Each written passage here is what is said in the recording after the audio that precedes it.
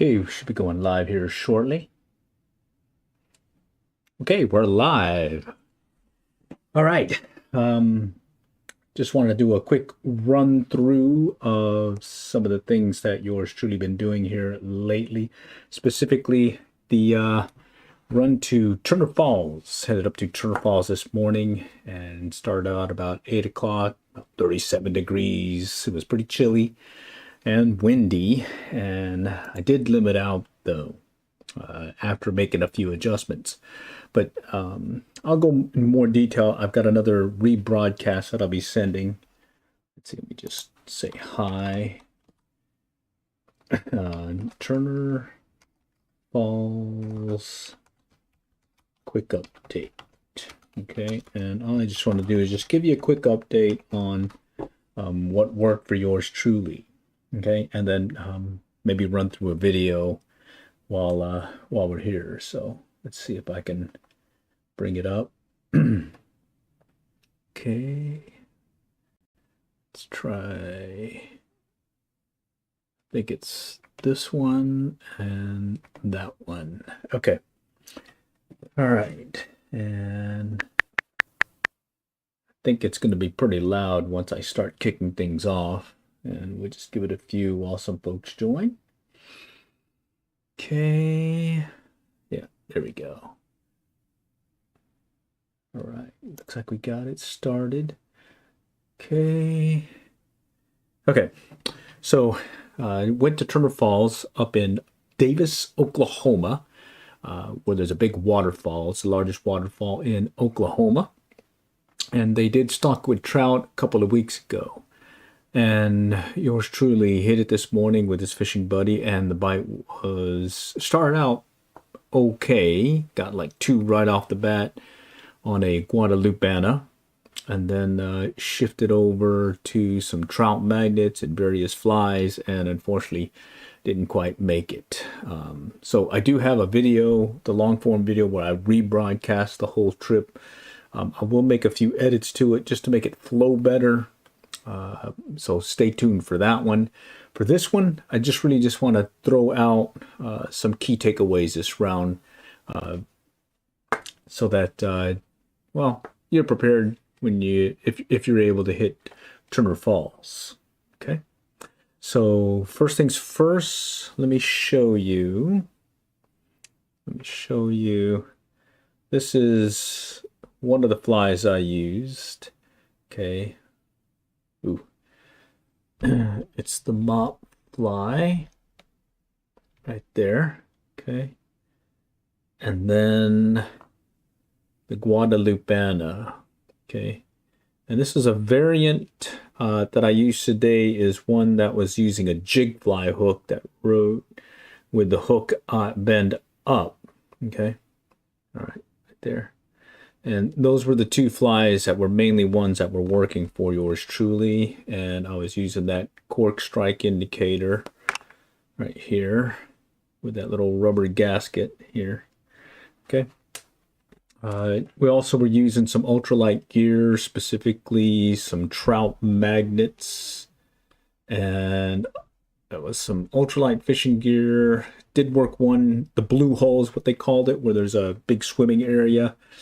And it was rough. Got 2 right off the bat. My fishing buddy got a couple as well with the trout magnet, and then the bite shut down.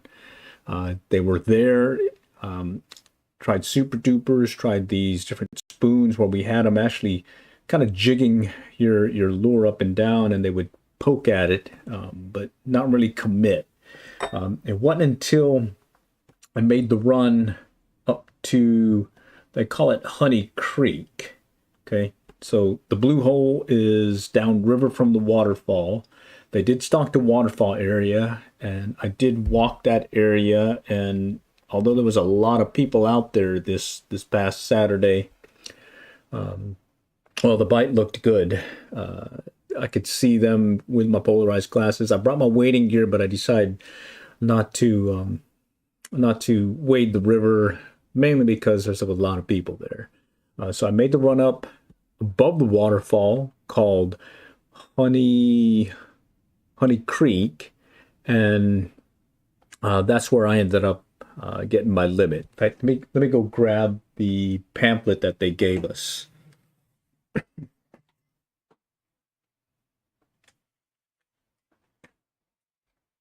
Okay. All right, here it is. Okay. Fur Falls, right there. Right there. You can see the waterfall area. Okay. And there's the map. Okay. And on this side, you can see the map also. Okay.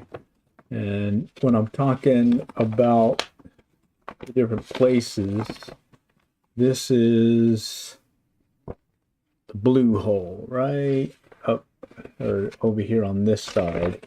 Okay. This is where I first started out in the morning. It's about 37 degrees, very chilly. The entrance is right here, and you just kind of park upriver, and we fished that. Did go down or up to the waterfall. Okay, up to the waterfall, right over here. Okay, right there, and well, saw some folks fishing, but it was mainly a lot of folks sightseeing. It's a very popular place to do some sightseeing. But where I ended up doing well was Honey Creek, okay, which is the last section in the park proper that you can fish, okay. There it is, Honey Creek right there, okay. And I'm going to show you the video of that portion of the fishing that day, okay?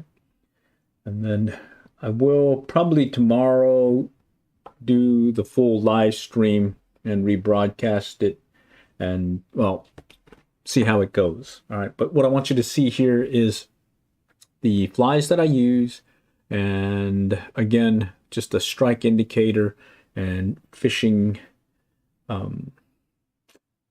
basically just fishing it on a dead drift, even though there was very little water flow. All right, so let's get started. Cam 4. Cam 4. Okay, let's begin.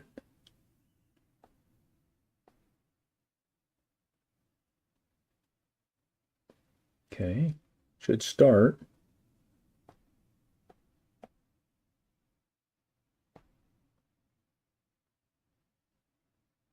All right, bear with me here. Let me figure this out here. It was starting a moment ago. Okay.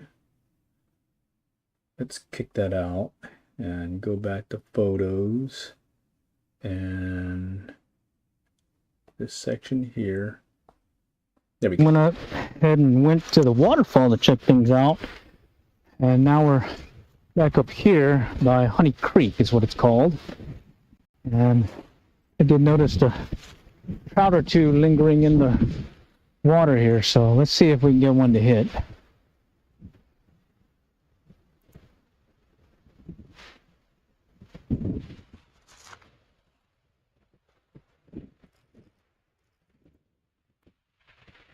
There we go. All right, fish on. You guys are hungry. Note how clear the water is. Big one there. Did you see that where a trout just came up right behind that one? On a mock fly. Beans. Bigger one just behind it. Beans. All right. On a mock fly. Beans. These guys are hungry. Right. Yeah, see him come right behind. Big one there. Cool. On a mock fly. I Beans. did have my polarized glasses so I can see. All right, they're hungry. It's a bigger one just behind it. Oh, I forgot my net. Shoot. Probably should get it. Yeah, well, there's a hit. All right. Missed that one. the mop fly is working up here in Honey Creek.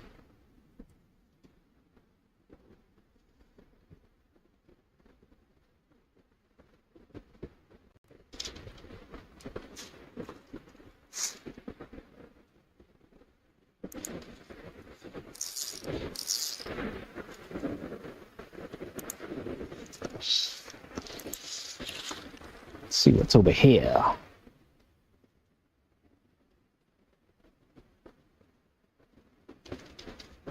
And again, this is above the waterfall Turtle, at turtle. Turtle Falls Park.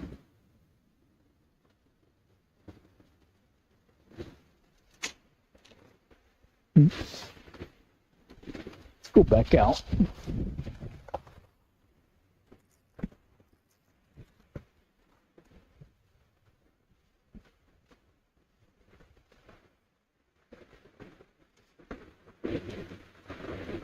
And this is the fly I'm using, the mop fly. And I'm fishing it under a strike indicator. Couple of hits there. See if we can find one will lurking be over here in the shifting shadows. to the Guadalupe shortly.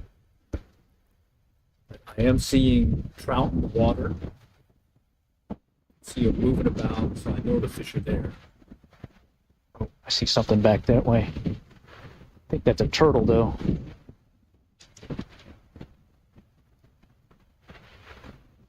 Yeah, I think that's a turtle.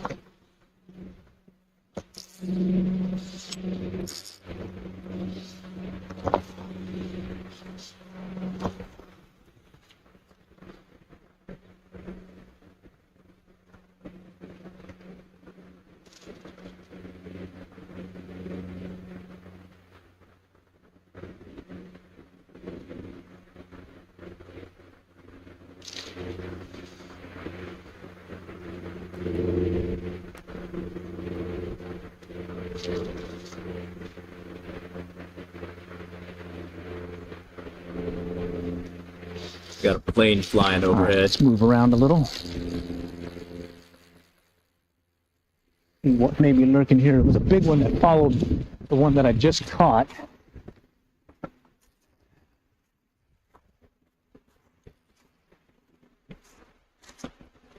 Let's see if we can get one lurking below.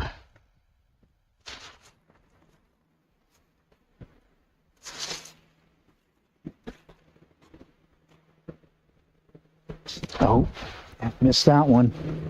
Missed that one. There we go. There's one looking at it. Two looking at it. Swim by. Oh, there's another one. I can see the shadows Can see it. moving about in the river. Come on, come on. Just a steady drift. They're here in the river. Good news, good news. Just a little patience, that's all. And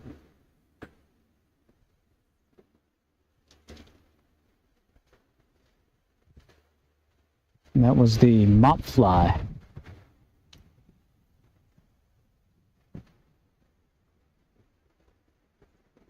Okay, I see something moving about.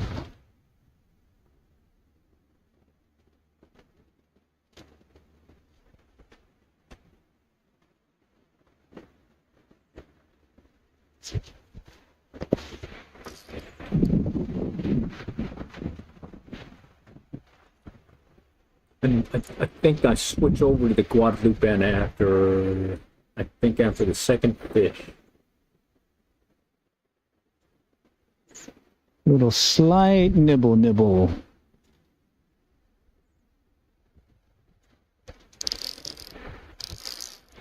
Pop it out a little bit further out.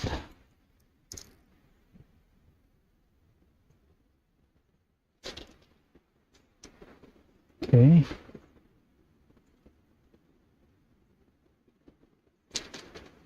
Looked like something tapped it, maybe.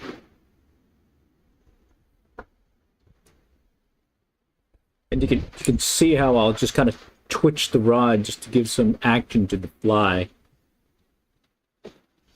Okay, let's go downriver a little bit, see if something's lurking over here. Sometimes they're over here along the bank, just kind of cruising along.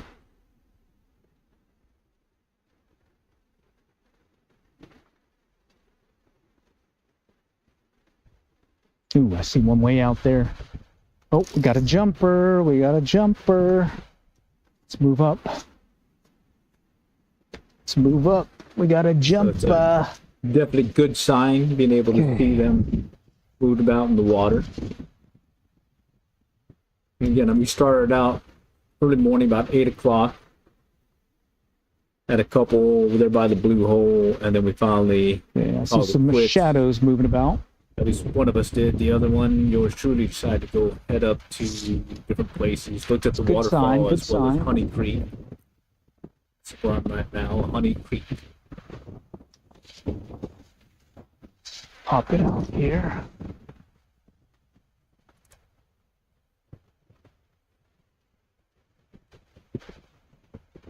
Come on, come on. A couple of hits on the mop fly. I'm kind of itching to try that Guadalupeana out again that I had earlier. And I do have a gold rib hare's ear nymph also. Let's see. We had this one tandem rigged earlier. It's the mop fly. Cut that off. I'm gonna go put on one of these Guadalupeanas. It's really buggy. Look at that thing. Just initially had some real good success at the beginning of the trip, and sure enough, I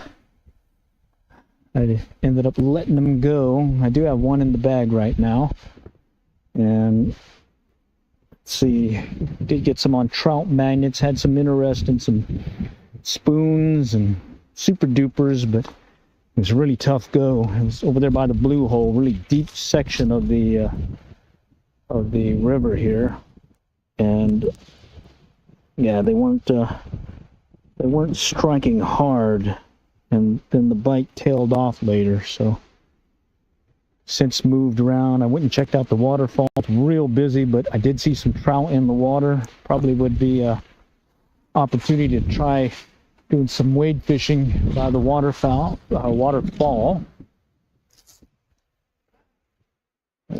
Let's just see if we can get ourselves a limit. Got 3 to go. It's 4 fish here at Turner Falls. Barbless hooks.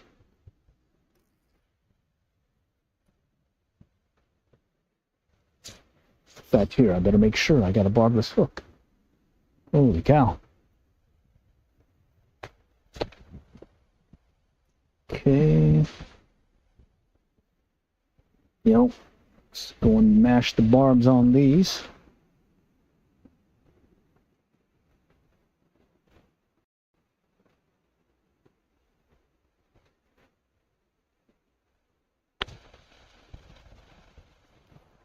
Okay. Good to go now. All right. Yeah, it was a tough go earlier, but I think we may have a better chance up here. Water's a little bit slower, and I believe we may have an opportunity for a fish or two. Okay, there's a hit. Oh, I missed that one. I missed that one big time. Missed that one big time. Took it under and I missed it. He took it under good too.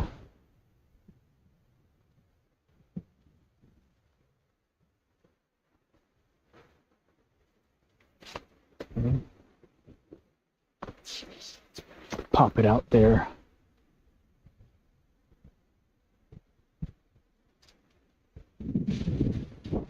Come on, come on. Let's see what you got.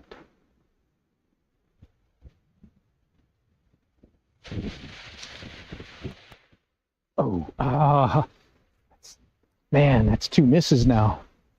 Can't let that happen too often.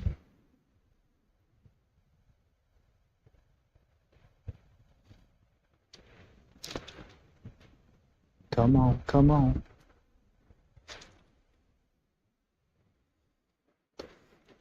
Let's do these short pulls.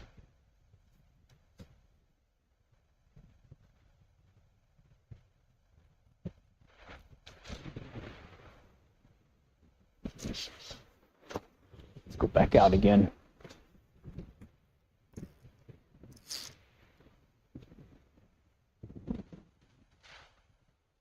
Oh, I just hit it. All right, we went ahead and went to the waterfall to check things out. And now we're back up here by Honey Creek is what it's called. And I did notice a trout or two lingering in the water here. So let's see if we can get one to hit.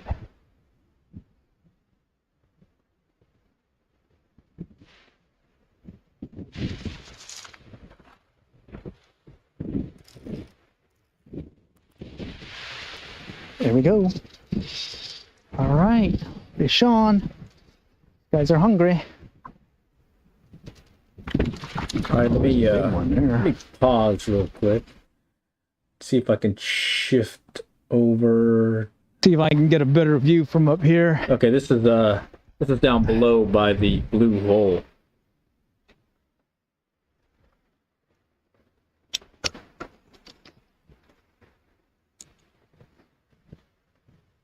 The water's really deep. You can see trout moving about just at the base of that little swim platform. And it was a definite tough one for yours truly to get them. It looks like they're out there. I can see some dark spots. Yeah. Look, where you probably see there, but like if I will fall straight down, Yeah. pull the bobber to the roof, Yeah. and then it'll just go straight down. You got it down. Yeah. Yeah, that's what they say. You jig it. So my fishing buddy's using ultralight spinning gear and a bobber with a trout magnet set about 6 feet down. He ended up catching 2 in this spot and losing several more before switching over to some lures. And you can see I that can see light 'em. section over there. There's I see them some moving nice-sized everywhere. trout moving in and out. throughout They're right in that area. run. So, yeah, just right along this whole section here. They're just kind of lingering there, but it was definitely brutal. It was a hard day trying to catch them, and well, I caught 2 the first thing, and then after that, it just kind of slowed up for us. And if you look down below, you may see a shadow of some of those trout kind of lurking over there. And it's pretty deep. I'd probably say that's over 10 foot deep. Yeah, definitely 10 foot or more. Okay, I just see one just at the base. There's one kind of just moving back and forth. Just barely see it. And it was pretty frustrating. They're just right below me.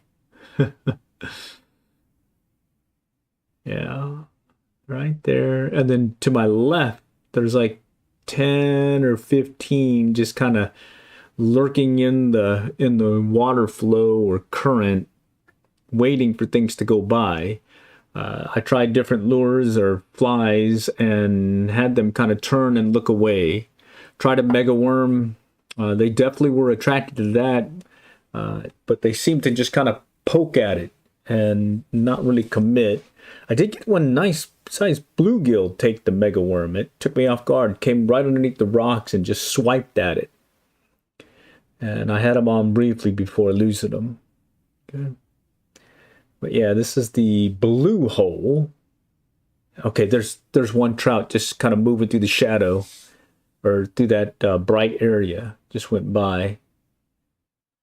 Yeah, they were down there. So anyhow, I just wanted to get the word out, see if anyone had any questions. And oh, by the way, just stay tuned. I do plan on editing today's video just to kind of get rid of the slow spots, and I'll do a live stream, rebroadcast live stream probably tomorrow evening once I get everything edited. But again, just tell you what worked for yours truly. The mop fly and a Guadalupana. You could probably get away with using an olive woolly bugger. And 3 to 7 feet deep using a strike indicator. In this case, I used the cork strike indicator, smallest one that they make, that still keeps my fly at the appropriate water level. Okay, I think that's it for now. I did an earlier live stream while I was at Turner Falls and kind of walked around the area. Audio is not so great, but there's some good opportunity just to get a feel for that lower section where I fished. I didn't get any video from up above except for the ones that I got on my GoPro that I'll rebroadcast tomorrow. But that said, just appreciate y'all stopping by, and until next time, we'll catch y'all later, and good luck and good fishing.